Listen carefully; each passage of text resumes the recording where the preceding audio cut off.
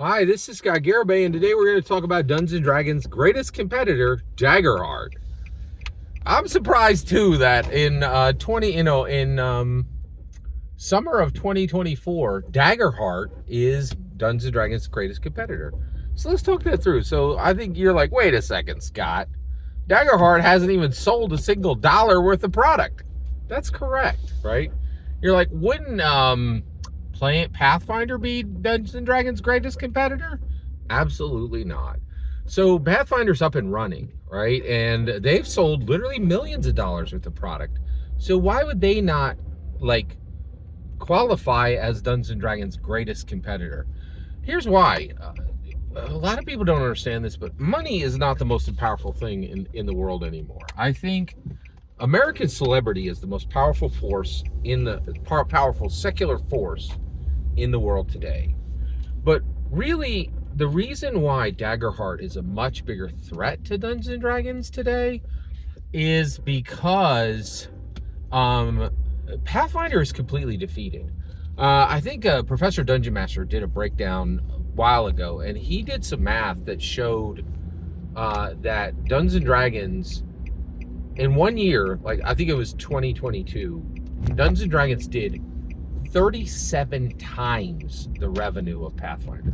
37 times. Like you could take, and I think it was like, yeah, it was astonishingly much higher, right? Like, and it was on the level of Paizo and Wizards of the Coast, and so basically, Pathfinder is factors weaker than Dungeons and Dragons. It sells a little bit of product here and there, but the reality is it's defeated. It is a bended knee. It has a bended knee to Dungeons and Dragons, right? And there's really no hope that Pathfinder will ever beat Dungeons and Dragons. And most people just see Pathfinder as a spunky copy, or like oh, it's all you guys are doing a lot for being a copy game, or like it's not really a real competitor at all. And Pathfinder really preserves the idea that Dungeons and Dragons is Coke and Pathfinder will always be Pepsi, right? It's just it has bended the knee, and I think one of the biggest things that did that was Pathfinder 2 turned out to be pretty bad. From what I could see, very few of Pathfinder's own people got excited about Pathfinder 2, right? And basically Pathfinder is the Pepsi to Dungeons and Dragons Coke. And honestly, I'd say that's like giving it maybe a little more credit than it deserves, even saying it's a Pepsi, right? Because I'm not even sure it has that much momentum. So why is Daggerheart with 0 sales a bigger threat to Dungeons and Dragons than Pathfinder? Well, the biggest reason is hope.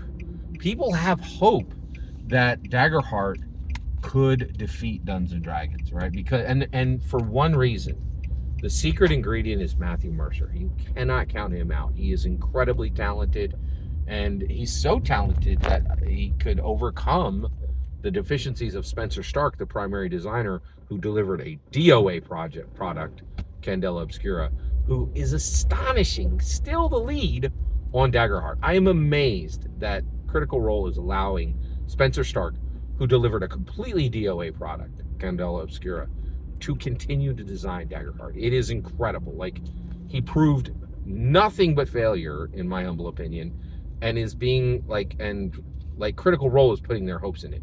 However, get this, absolutely no one who is interested in Daggerheart cares one lick about the designer, Spencer Stark. They care about Matthew Mercer, right?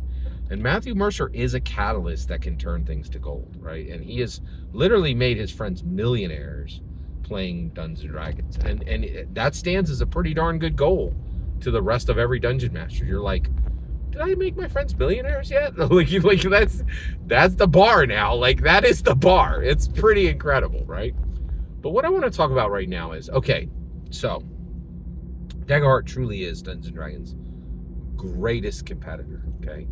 Can it beat Dungeons and Dragons? I think the answer is no. I think at the end of the day, and here's just some current evidence that I see that really points toward no, and that is the cards, right? And the cards are a problem in themselves, but they point to a much bigger problem, okay? So the cards of Daggerheart, how are they a problem? Aren't they a cool innovation, Scott? Well, here's the issue. They the issue is they would be a yeah, they actually would be a cool innovation um, if the critical team would commit to them, right? But they're like, hey, we got these cool cards. And you're like, oh, hey, man, Dungeons and Dragons doesn't have cards that are directly incorporated into the play of the game.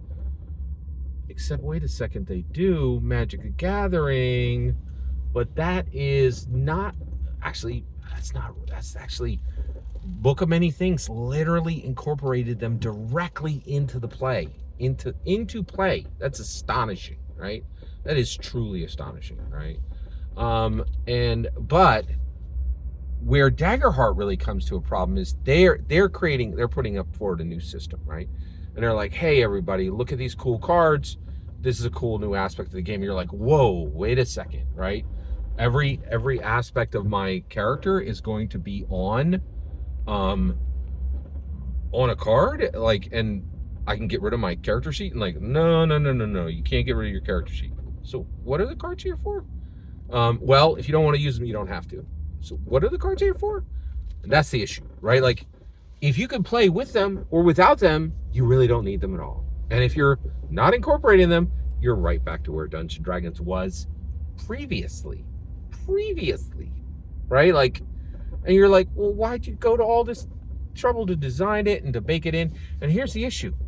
Critical Role does not commit to anything hard ever, right? Like, it would have been incredibly bold, right, to make a card-based tabletop role-playing game, right? But instead, they just shoved this vestigial nub on and said, hey, the cards are important unless you don't want them, and then it's just like any other TPRBE. And then you're like, wait a second, half my crew has character sheets, half my crew has cards, and nobody can learn from each other because nobody has a consensus. And why did you put all this design work and all this material? What is this for? It's for nothing. It's for nothing. It's not for anything real, or it's not mechanically required for the game. It's just a bunch of huge resources spent for anybody to ignore if they wish. When you're like, why would you possibly do that? Here's the answer. Critical Role never does anything hard, right? Spencer Stark delivered a bog-awful game that was DOA from day one. You know, taking him off the project would have been extremely difficult. Let's do the easy thing and keep him on there. Well, wait a second, but wouldn't that mean that Daggerheart's going to be delivered DOA? Probably, but it'd be hard to have a conversation with him, and that's the issue. So this is why, fundamentally, in my humble opinion, Daggerheart really, it does look like a competitor. It does look like a powerful threat, right? I get it. And I get why people have hope in it.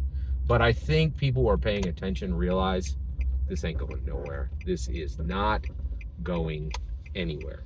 Every single word you just heard is my humble opinion. Nothing more, nothing less. What's important is when I get to hear your humble opinion, when you get in the comments and send your traffic. Please consider like, subscribing, and have a fetch millennium.